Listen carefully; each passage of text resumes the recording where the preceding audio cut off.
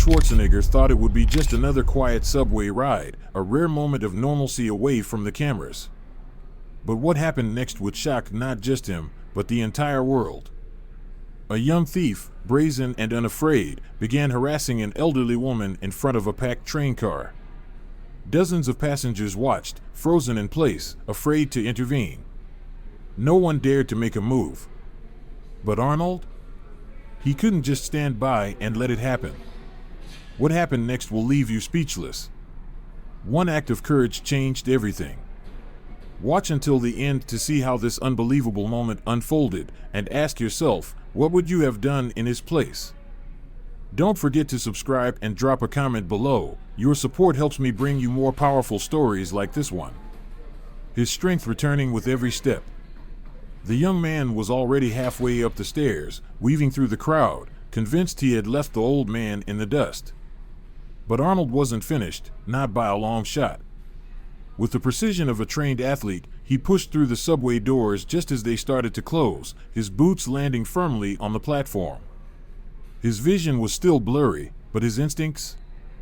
Razor sharp. He locked onto the shape moving ahead of him and took off. The crowd barely had time to react. People turned as Arnold moved with terrifying purpose, his stride gaining momentum like a freight train. The young man, sensing something was off, threw a quick glance over his shoulder, and that's when he saw him. Arnold Schwarzenegger. Coming for him. Panic flashed across the thief's face. He cursed under his breath and bolted, shoving past commuters as he lunged up the stairs 2 at a time.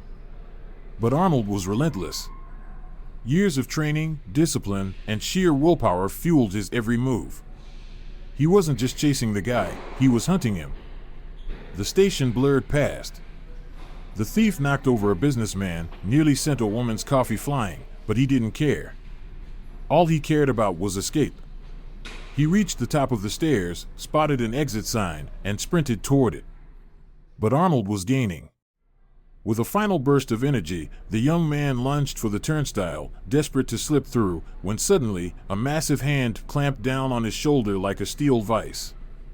Everything stopped. The thief froze, his breath hitching. Slowly, he turned his head, and there was Arnold, eyes still red and watery from the pepper spray, but burning with something far more dangerous, determination.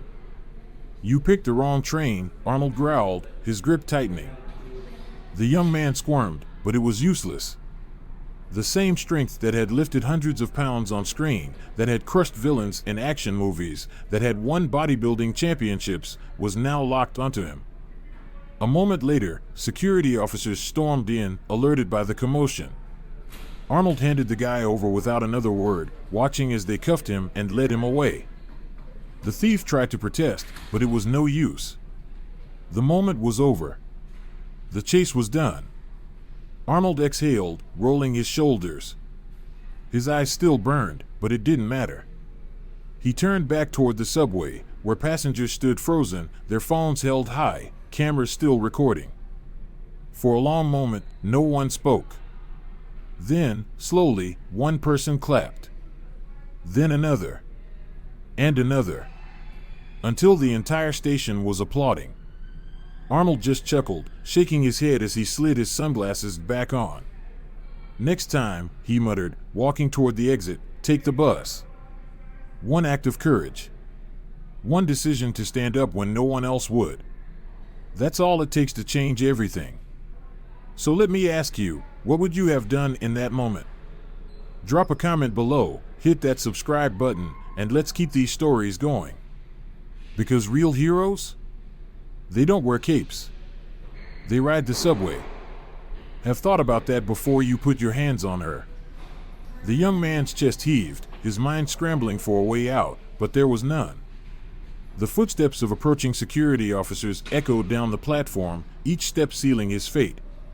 He looked around, desperate, but the sea of faces staring back at him held nothing but silent judgment. Arnold didn't move, didn't flinch. He stood tall, unshaken, his presence alone enough to keep the thief frozen in place. The young man's hands trembled, still clutching the stolen purse. Slowly, he lowered it to the ground, as if surrendering a weapon.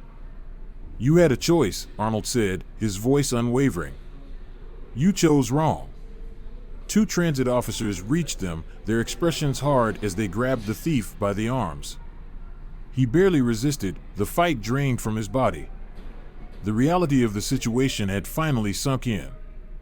As they led him away, he looked back one last time. I swear, man, I ain't mean. Arnold didn't respond. He just watched. Watched as justice was served. Watched as the young man, so cocky and untouchable just minutes ago, was now reduced to nothing but another cautionary tale. The subway platform was eerily silent, save for the distant hum of an approaching train. Then, one by one, the passengers started to move again.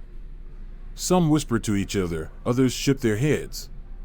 A few still held their phones up, capturing the final moments of the scene. The elderly woman, still clutching her cane, stepped forward. She looked up at Arnold, her face lined with age and wisdom, her eyes filled with gratitude. Thank you, she said softly. Arnold turned to her, his features softening. He bent down, picked up her purse, and placed it gently in her hands. You're safe now, he said simply. She nodded, holding onto the purse like it was something far more than just leather and fabric, like it was a piece of her dignity that had been returned. The train doors slid open, the familiar ding of the station intercom breaking the silence. Arnold took a deep breath, stepping onto the subway once again. He could feel the weight of every gaze still on him, but this time, they weren't watching a movie star. They weren't watching an action hero. They were watching a man who had done the right thing when no one else would. And maybe, just maybe, they would remember that the next time they saw someone in need. Because courage isn't about being the strongest in the room. It's about standing up when no one else will. What would you have done? Drop a comment below, hit that subscribe button, and let's keep these stories alive. Because sometimes, the real heroes? They're just people who refuse to look away. Arnold's gaze, his expression softening when he saw the elderly woman. He nodded. We'll make sure she's taken care of. Arnold exhaled slowly, the tension in his muscles finally easing. The adrenaline was fading, but the weight of the moment still hung in the air. The subway station was no longer just a place where people passed through, it had become the stage for something bigger. A reminder that courage wasn't about being the strongest in the room, but about standing up when no one else would. The elderly woman stood now, gripping her cane as she slowly approached him. Her face, lined with years of life, held something beyond gratitude, it held understanding. Thank you, she said softly, her voice shaking. Nobody else did anything. Arnold met her eyes, offering the smallest of smiles. You're safe now, he said simply. She nodded, her fingers brushing against his arm in a gesture of silent appreciation before stepping back. Around them, the crowd still watched, still recorded. The moment would live on in their phones, in their minds, in the stories they would tell. Arnold adjusted his jacket, glancing once more toward the exit. The sirens were fading now, the subway station returning to its usual rhythm. He turned back toward the train, stepping inside just as the doors slid shut behind him. As the subway lurched forward, he caught his own reflection in the window, red eyes, streaked face, but something else too. Something that had nothing to do with fame or movies. Just a man who refused to look away. One choice. One moment. That's all it takes to make a difference. Now, let me ask you, what would you have done? Drop a comment below, hit that subscribe button, and let's keep these stories alive. Because real heroes? They don't need capes. They just need the courage to stand up. People weren't just sharing a video of Arnold Schwarzenegger being a hero, they were sharing a message, a reminder that standing up for what's right should never be optional. Memes, reaction videos, and articles flooded the internet, but the real conversation wasn't about Arnold's fame or strength. It was about courage. About kindness. About the simple but powerful act of refusing to look away. News anchors debated the bystander effect, influencers made videos urging their followers to step up when they saw injustice, and even celebrities chimed in. Some praised Arnold directly, while others shared their own stories of witnessing, or failing to witness, moments like this in real life. But the most powerful reaction came from everyday people. A school teacher tweeted, "Showed this to my students today. Told them this is what it means to have character." A mother posted, "My son saw the video and asked, 'Mom, what would you do?' And I had to really think about it. We all should." A retired veteran wrote, "People forget that real bravery isn't in the movies. It's in the choices we make every day." And then, the most unexpected thing happened. The elderly woman, whose name was later revealed as Mrs. Eleanor Brooks, became a symbol of resilience. Donations poured in from strangers wanting to support her, ensure her safety, and even help others like her. A crowdfunding campaign was set up, not because she needed it, but because people wanted to show that kindness should be met with more kindness. Arnold, of course, wanted no part of the attention. When asked to comment on the media frenzy, he simply smiled and said, "I didn't do anything special. I did what we all should do." But the internet had already decided. This wasn't just a viral video. It was a wake-up call. One moment. One decision. One act of courage that reminded millions around the world that sometimes being a hero isn't about muscle or fame or fighting villains on the big screen. It's about standing up when it matters most. So, now the question is, what would you do?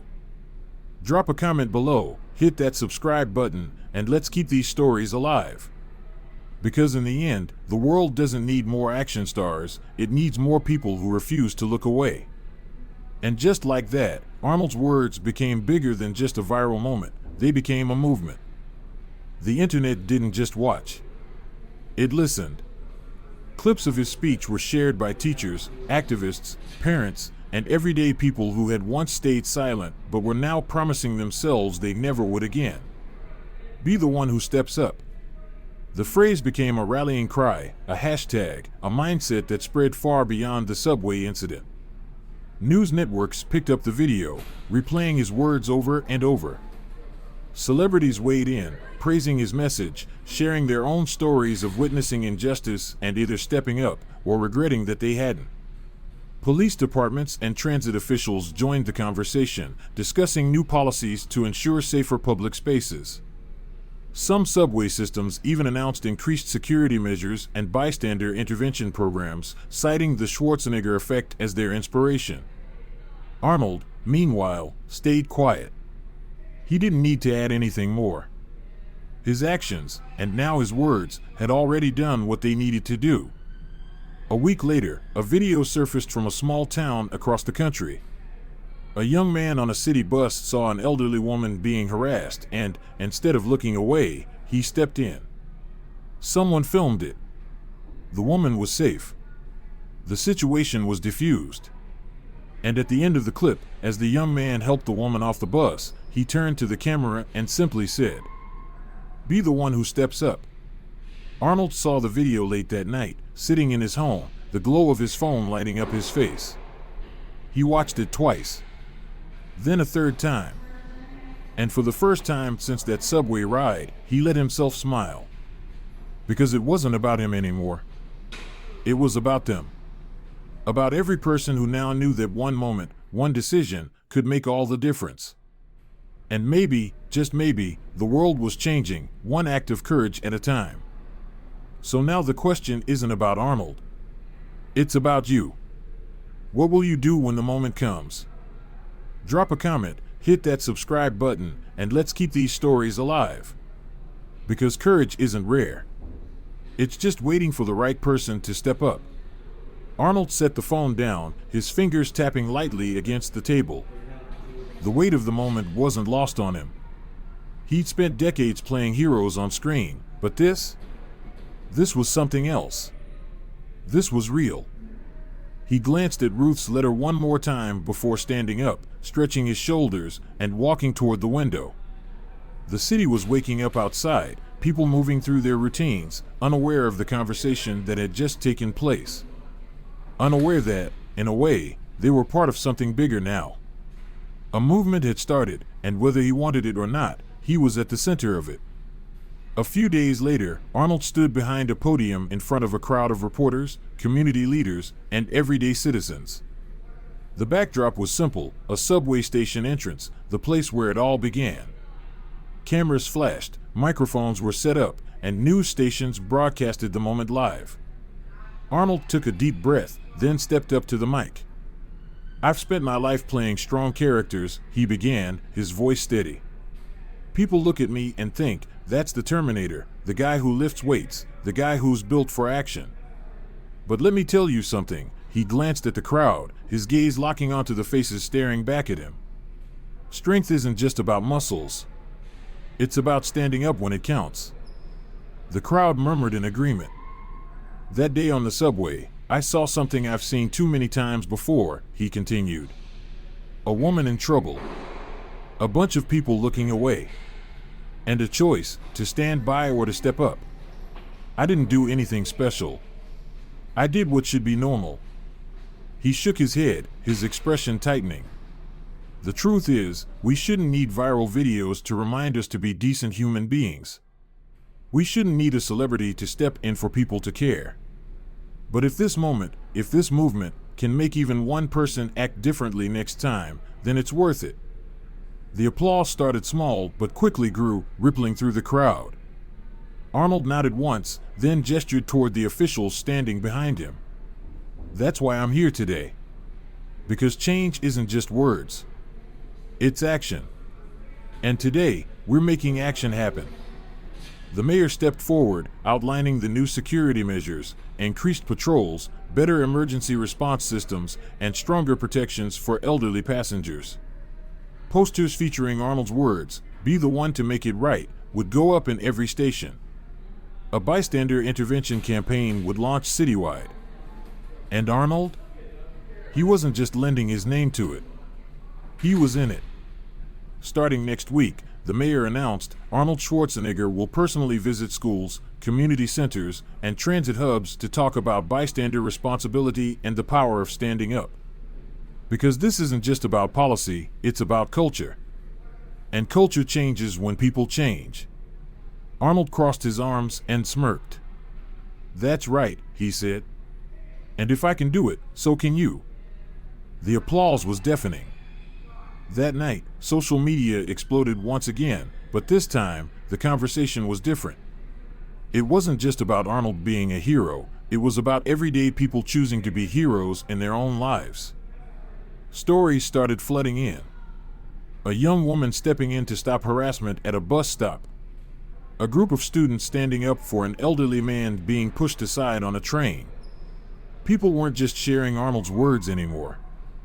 They were living them. And as Arnold sat back at home, his phone buzzing nonstop with updates and messages, he didn't feel the usual exhaustion that came with fame. He felt something else. Purpose. This wasn't just another moment in his life. It was a legacy. And it was just getting started. Bullies in everyday situations. The message was clear, people were listening, and more importantly, they were acting. It wasn't just a campaign anymore. It was change in motion. A viral video surfaced of a teenage boy standing up to a group of men harassing a woman on a train. Another clip showed a bus driver refusing to move until a young man apologized to an elderly rider for shoving past her. Stories flooded in from cities around the world, London, Tokyo, New York, Berlin, of people stepping in, speaking up, making things right. Arnold watched it all unfold from the quiet of his home, scrolling through countless posts, seeing strangers carrying his words forward. Not because he was Arnold Schwarzenegger, but because they believed in the message. His phone buzzed again, another message from the mayor's office. Another request for an interview. Another offer to turn this movement into something even bigger. He sighed, running a hand over his face, then glanced at Ruth's letter one more time. She had been right. People can still change. And maybe, just maybe, the world was proving it. Arnold picked up his phone, staring at the screen for a moment before finally typing a response. Let's do it. Let's keep this going. Because courage isn't just about one moment. It's about every moment that follows. And the next time someone needed help, someone would be there to stand up. But still kept going. That's when I realized something. She paused, gripping her cane a little tighter, her fingers pressing into the wood. Strength isn't about never being afraid, she said, her voice softer now, more certain. It's about what you do even when you are. Arnold nodded, his gaze steady. That's right. They sat in silence for a moment, the weight of the conversation settling between them. The sounds of the community center buzzed around them, kids shouting as they played, the rhythmic clack of chess pieces moving, the hum of life continuing as it always had. Then Ruth let out a small chuckle, shaking her head. You know, I still get people coming up to me, telling me they saw the video, asking me how it felt to be saved by the Terminator. Arnold smirked. And what do you tell them? She turned to him, eyes gleaming with humor and something else, something wiser. I tell them, he didn't save me. He reminded me that I wasn't alone. Arnold exhaled through his nose, a quiet chuckle escaping. That's good, he said, nodding. That's real good. Ruth smiled, then reached into her coat pocket and pulled out a small folded piece of paper. I wanted to give you something, she said, handing it to him. Arnold took it, unfolding it carefully. Inside was a black and white photograph, worn at the edges. It was a picture of a young woman, strong, proud, standing on a subway platform much like the one from that day. That's me, Ruth said, tapping the photo with her finger. Back when I was your age. Back when I thought the world couldn't shake me. Arnold studied the picture for a long moment, then looked back at her. It still can't, he said. She smiled. Maybe not anymore. They sat there for a while longer, no cameras, no reporters, no viral videos, just two people who had crossed paths in a way neither of them had expected. Finally, Arnold stood, slipping the photo carefully into his jacket pocket. You ever need anything, Ruth, he said, looking down at her, you call me. She grinned, tapping her cane against the ground. Oh, I will, baby. But something tells me I won't have to. Arnold chuckled, gave her a small nod, then turned and walked toward his truck. As he pulled away from the community center, he glanced in the rearview mirror one last time. Ruth was still sitting on the bench, watching him go. And for the first time in a long time, she didn't look small at all. Arnold sat still, his gaze fixed on Ruth, the weight of her words pressing against him like an unseen force. Don't stop. It wasn't just a request. It wasn't just a plea from an elderly woman who had been through too much. It was a command, a responsibility she was handing over to him, trusting him to carry it forward. She wasn't asking for a favor. She was giving him a mission. Arnold let the moment settle between them, let the gravity of it take root. His nod was slow but certain, his voice steady as a mountain. I won't stop. Not until they learn.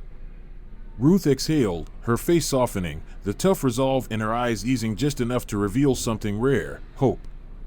Good. She reached over and patted his hand, her fingers warm against his skin, trembling just slightly with age, but firm with conviction. Because we need you, baby. The world needs people like you. For a moment, they just sat there. The city buzzed around them, kids laughing on the basketball court, the steady clack of chess pieces moving across a board, the occasional honk of a distant car, but between them, it was quiet. A quiet that felt real. They talked about everything and nothing. Ruth told him about her late husband, about how he was stubborn as a mule but had the kindest heart. She talked about her children, how they were grown now, how she missed the days when they were young and the house was always full of noise and laughter. She told him about the Southside Community Center, how it had started small, just a handful of people trying to do some good, and how it had grown into a place where kids found safety, where the elderly found companionship, where people remembered what it meant to care. Arnold listened, nodding, chuckling at her jokes, soaking in every word. He wasn't just listening, he was there, in the stories she painted, seeing the life she had lived, feeling the weight of everything she had carried. It felt like catching up with an old friend. But time had a way of moving on, even when you wanted to stay in a moment a little longer. Ruth sighed, glancing at the sky like she could slow the setting sun. Well, I suppose I should be heading inside. She placed both hands on her cane and pushed herself up, moving slow but steady. Arnold instinctively shifted to help, his hands twitching toward her arm, but she waved him off with a playful glare. I got it, she said, winking. Don't baby me now, Terminator. Arnold chuckled, shaking his head. Yes, ma'am. She took a step, then another, making her way toward the entrance of the community center. But just before she reached the door, she turned, her voice carrying across the space between them. Be the one to make it right. It wasn't a question. It wasn't a suggestion. It was a passing of the torch. Arnold raised a hand in a small salute, his expression serious but warm. Never. Ruth smiled, wide, knowing, unshaken. Then she turned and disappeared inside. Arnold stood there for a long moment, watching the door even after it had closed behind her, letting it all sink in. Then, movement caught his eye. Off to the side, a group of kids were playing basketball, lost in their game. They hadn't noticed him at first, too focused on their next shot, their next move. But then, one of them did a double take. His eyes went wide. He nudged his friend, practically bouncing on his feet. Yo, that's him. That's Arnold. The boy's voice cracked with excitement as he pointed, the basketball bouncing away from his hands. Hey, Arnold. Be the one to make it right. The other kids caught on, laughing and echoing the phrase, their voices carrying across the court like a chant, like a badge of honor. Arnold grinned. He lifted a hand, giving them a casual wave, and they cheered in response. He stood there for a moment longer, watching them. Watching the future. Then, finally, he turned, walked toward his truck, and climbed inside. He sat still for a moment, his fingers resting on the steering wheel, letting the stillness settle around him. The sky outside was painted in streaks of orange and deep blue, the last light of the sun casting long shadows over the city. He reached up, pulled down the sun visor, and caught his own reflection in the mirror. A man who had spent his life chasing greatness. A man who had played heroes on screen. And yet, this felt bigger. This felt real. A small smile tugged at the corner of his lips. Be the one to make it right, he thought. Every day. With that, he started the engine, pulled away from the curb, and drove into the sunset. But this time, he wasn't just along for the ride. This time, he was leading the way. What an incredible story of bravery and justice. Arnold Schwarzenegger's actions remind us all of the power of standing up for what's right. If this story inspired you, make sure to like the video, subscribe to the channel, and share your thoughts in the comments. What would you do in that situation? Your support helps me create more powerful content, so stay tuned for more incredible stories. See you in the next one.